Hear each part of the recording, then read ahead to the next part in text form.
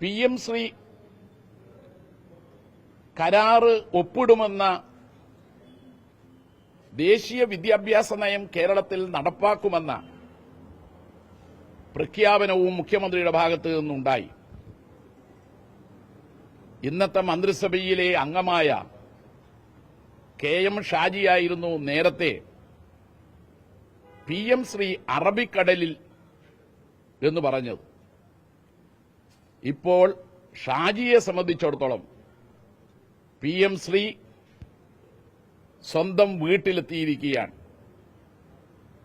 ദേശീയ വിദ്യാഭ്യാസ നയം 2022 കേന്ദ്ര ഗവൺമെന്റ് സംസ്ഥാനങ്ങളുടെ മേൽ അടിച്ചേൽപ്പിച്ചതു മുതൽ കേരളം അത് നടപ്പാക്കിയില്ല. ആ നയത്തിന്റെ ഏറ്റവും പ്രധാനപ്പെട്ട ഒരു കാര്യം RSSന്റെ അജണ്ടയായ പാഠ്യപദ്ധതി പരിഷ്കരണമായിരുന്നു. പാഠപുസ്തകങ്ങൾ കാവ്യവൽക്കരിക്കലായിരുന്നു. മഹാത്മാഗാന്ധിയുടെ ഘാതകൻ നാഥുറാം വിനായക ഗോഡ്സെയാണ് എന്ന സത്യം കുട്ടികളെ പഠിപ്പിക്കുന്ന പാഠഭാഗം നീക്കം ചെയ്യണം. മുഗൾ രാജാക്കന്മാരെക്കുറിച്ച് ചരിത്ര പുസ്തകത്തിൽ വിവരിക്കാൻ പാടില്ല. എന്നാൽ കേരളം LDF ഭരണകാലത്ത് ആ പാഠപുസ്തകങ്ങളൊന്നും മാറ്റിയില്ല, കാവ്യവൽക്കരിച്ചില്ല. കോൺഗ്രസ് ഭരിക്കുന്ന സമയത്താണ് രാജസ്ഥാനിൽ ദേശീയ വിദ്യാഭ്യാസ നയം നടപ്പാക്കിയത്. അതിലൂടെ പാഠഭാഗങ്ങൾ മാറ്റി. കേരളം ആ നയം സ്വീകരിച്ചില്ല. PM ശ്രീ നടപ്പാക്കുമെന്ന് പറയുന്നവർ കേരളത്തിൽ രാജസ്ഥാൻ നടപ്പാക്കാനാണോ ഉദ്ദേശിക്കുന്നത്? അത് വ്യക്തമാക്കണം. ഓക്കെ,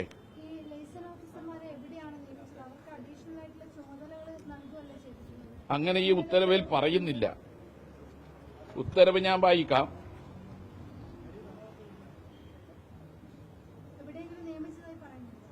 ഇന്നലെ ഇറങ്ങിയ ഉത്തരവ് 16/6/2026.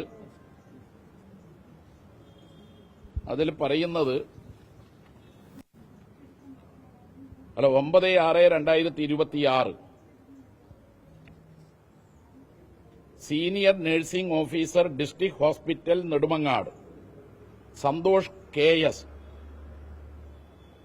ഡയറക്ടർ ഓഫ് ഹെൽത്ത് സർവീസിലാണ് അവരിപ്പോൾ ഇപ്പം അവരുടെ കീഴിലാണ്.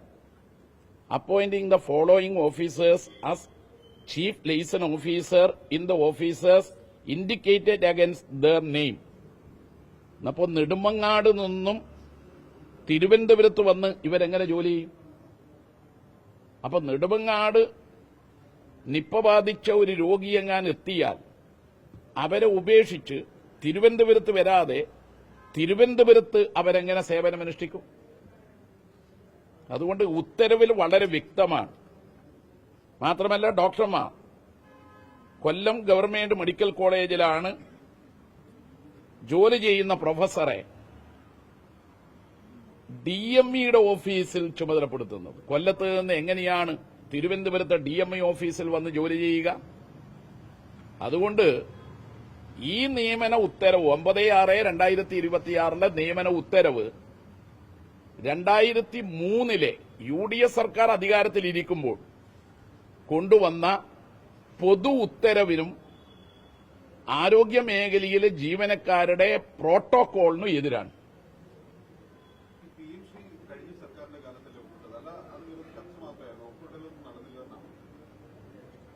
അന്ന് ബഹുമാനപ്പെട്ട LDF സർക്കാരിന്റെ മന്ത്രിസഭാ യോഗം തീരുമാനിച്ചതിന്റെ അടിസ്ഥാനത്തിൽ കേന്ദ്ര വിദ്യാഭ്യാസ സെക്രട്ടറിക്ക് കത്തെഴുതിയത് 2025 നവംബർ മാസത്തിലാണ്. ആ കത്തിൽ കൃത്യമായി പറയുന്നുണ്ട്, മെമ്മോറാണ്ടം ഓഫ് അണ്ടർസ്റ്റാൻഡിംഗ് സംബന്ധിച്ച് ആശങ്കകൾ ഉയർന്നു വന്നതിനാൽ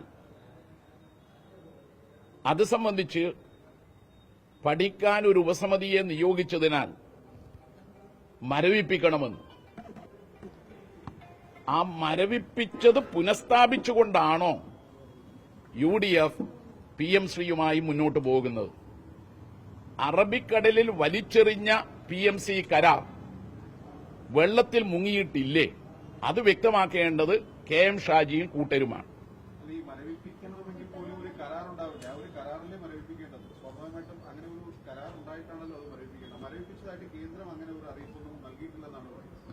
അല്ല, അതിനുശേഷം വേറെയൊന്നും പറഞ്ഞിട്ടില്ലല്ലോ. അങ്ങനെയാണ് ഇവര് PM ശ്രീയായിട്ട് മുന്നോട്ട് പോകുമെന്ന് പറയേണ്ട കാര്യമില്ലല്ലോ. ഇവര് പറയുന്നത് എന്താ? PM ശ്രീയുമായിട്ട് മുന്നോട്ട് പോകുമെന്ന് അവർ പറയുന്നതിന്റെ അർത്ഥം എന്താ? PM ശ്രീയുടെ മറ്റ് നടപടികളിലേക്ക് പോകും. അവര് വ്യക്തമാക്കേണ്ട കാര്യം ഗാന്ധിജിയെ കൊലപ്പെടുത്തിയത് നാത്തൂറാം വിനായക ഗോഡ്സെയാണ് എന്ന പാഠപുസ്തക ഭാഗം മാറ്റുമോ? ഇന്നിപ്പോ കേരളത്തിലെ CBSE സിലബസുകളിൽ അതെല്ലാം മാറ്റിയിരിക്കുകയാണ്. അതുകൊണ്ട് അറബിക്കടലിൽ വലിച്ചെറിഞ്ഞ PM ശ്രീയെ ന്യൂനപക്ഷ വോട്ട് തെരഞ്ഞെടുപ്പിൽ തട്ടുന്നതിനു വേണ്ടി CPM BJP ഡീലെന്ന കള്ളം പ്രചരിപ്പിച്ച PM ശ്രീയെ അവർ അറബിക്കടലിൽ മുങ്ങി ഷാജി പോയി എടുത്തുകൊണ്ടുവന്നതാണോ?